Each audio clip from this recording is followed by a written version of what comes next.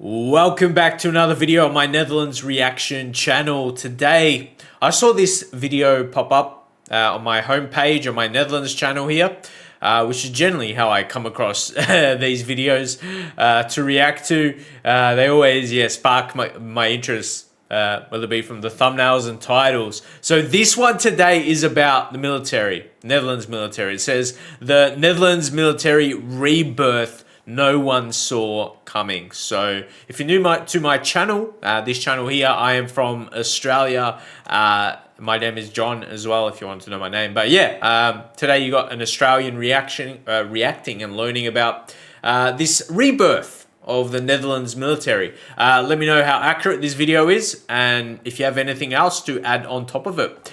But I'm gonna get right into this one today. For decades, the Netherlands maintained a modest military posture centered on peacekeeping and light expeditionary forces. Okay. That era has ended. Ooh. The Dutch are executing one of Europe's most substantial defense transformations, moving from niche peacekeeping operations to become a critical component of NATO's collective defense. The Dutch 2024 defense budget sits just below 20 billion euros, giving the Netherlands a higher per capita defense expenditure than major allies like Germany or France. Okay, yeah, let's analyze these stats, these statistics right here.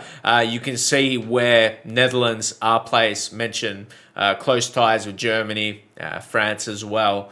And then just in the whole landscape to compare, you go to the big countries. Obviously, US is always going to be leading. I don't even know. I'm looking for Australia. We're not even on this list. I am not surprised. Yeah, just making sure of that. But yeah, okay. UK, kind of, yeah, same level there. But the most striking element isn't simply the scale of investment or the advanced systems being acquired. It's the speed of rearmament and the depth of integration with allies. Okay. The Netherlands is showing how a middle power can maximize its strategic weight in an era of renewed great power competition. This is Euro defense. Let's begin. Let's go. The Dutch have made a choice that few nations would consider, trading complete military autonomy for greater combat effectiveness. This goes well beyond standard cooperation. NATO. I swear, like all these similar type of videos I've reacted to about Netherlands, I just feel like, and this is not just military specifically, but in all areas, it's almost like business decisions. And like, yeah, in all different areas, they just make smart moves, intelligent moves. And it just sounds like this is going to be another area of the country. This time is the military. It's just, they really make smart decisions. And yeah, move in that fashion, move very smartly when they make, these critical decisions to just be very efficient with their time and money. Yeah, let me know if that's accurate. Sees this model as the future of European defense. Okay, we'll go back on that. Cooperatory autonomy for greater combat effectiveness. Yeah. This goes well beyond standard cooperation. NATO sees this model as the future of European defense. Take the 43rd Mechanized Brigade. It's a fully Dutch heavy formation, but it operates as an integral component of Germany's 1st Panzer Division. It functions under German command structure, German doctrine, and German operational planning. The 11th Air Mobile Brigade has been integrated the same way into Germany's Division Schnellkraft, the rapid reaction force designed for immediate crisis response. This arrangement extends across multiple divisions and shared support units, with unified training standards and a single operational doctrine. Dutch and German personnel train together, deploy together, and would fight as a single multinational force. Okay. The strategic advantage is substantial. Dutch units bypass national logistical constraints that would normally limit a smaller military. They get direct access to German strategic lift, maintenance infrastructure, and ammunition stockpiles. Like I just said, they really take advantage of what Germany has to provide as well. Again, close relationship, it sounds like, with Germany, but again, it's just they're making smart decisions. Like, yeah, if we're going to be I assume it will prove to be very efficient and effective for them. German strategic lift, maintenance infrastructure, and ammunition stockpiles. Yeah. For large-scale deployments to NATO's eastern flank, Dutch mechanized forces can be operational within days rather than weeks, because they're already embedded in the German logistics network. Again, just speeding up the process. This arrangement operates in both directions. The Dutch bring critical specializations, particularly in advanced air defense systems such as NASAMS, which the Germans then integrate into their own formations. Whilst the Dutch army integrates with Germany, the Royal Netherlands Navy operates at the leading edge of maritime warfare, delivering capabilities far beyond what its size would suggest. The focus here is on one of the most demanding missions in modern naval operations: area air and missile defense. The 4-7 Provinces-class frigates form the core of Dutch naval power. At approximately 6,050 tons of displacement, these vessels function as destroyers, performing area air defense and task force command missions. What distinguishes these ships is the technology. The active phased array radar system, known as APAR, was developed domestically and represents one of Europe's most advanced naval sensor suites. Paired with the long-range Smart L radar, these ships can simultaneously track hundreds of aerial targets. The system performs interrupted continuous wave illumination for missile guidance, allowing engagement of multiple threats simultaneously. The Royal Netherlands Navy was among the first European navies to upgrade the Smart L radar specifically to detect and track ballistic missiles at extended range. This was proven during the 2021 Formidable Shield exercise, where a Dutch frigate, using its upgraded Smart L, autonomously detected and tracked a ballistic missile. The tracking data was then passed through the NATO network to a US Navy destroyer, enabling the US ship to destroy the missile outside of the atmosphere. This capability extends beyond ship defense. It provides theater-level missile defense for entire NATO task forces. When a Dutch destroyer operates with a carrier strike group or amphibious ready group, it adds a protective layer against threats that most allied navies simply cannot address.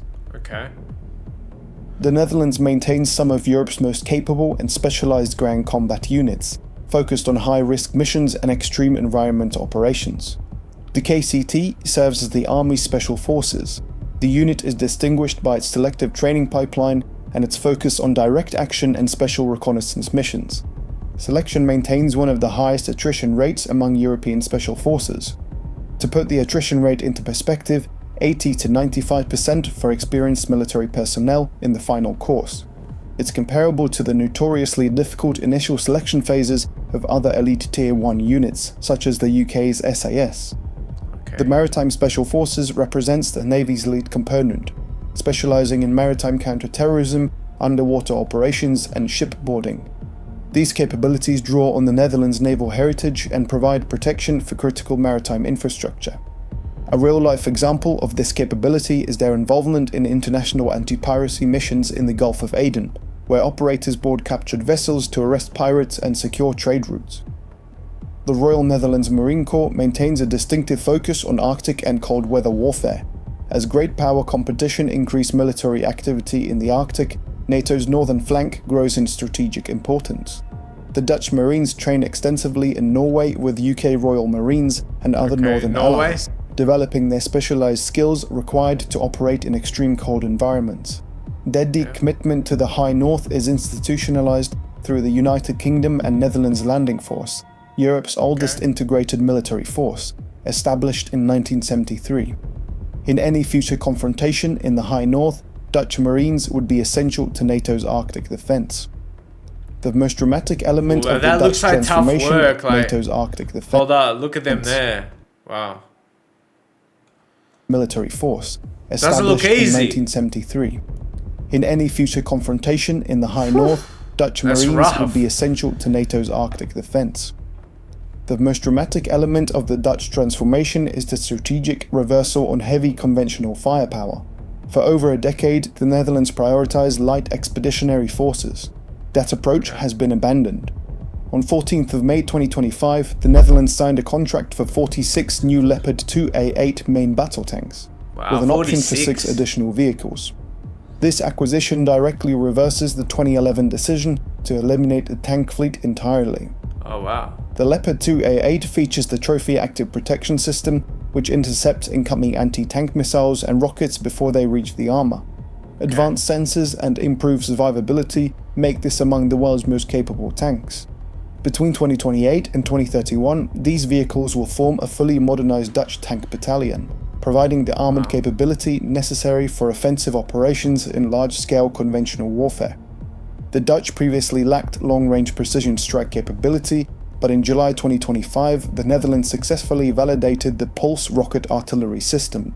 Pulse, precise and universal launch system, delivers precision fire out to approximately 186 miles or 300 kilometers using Predator Hawk missiles.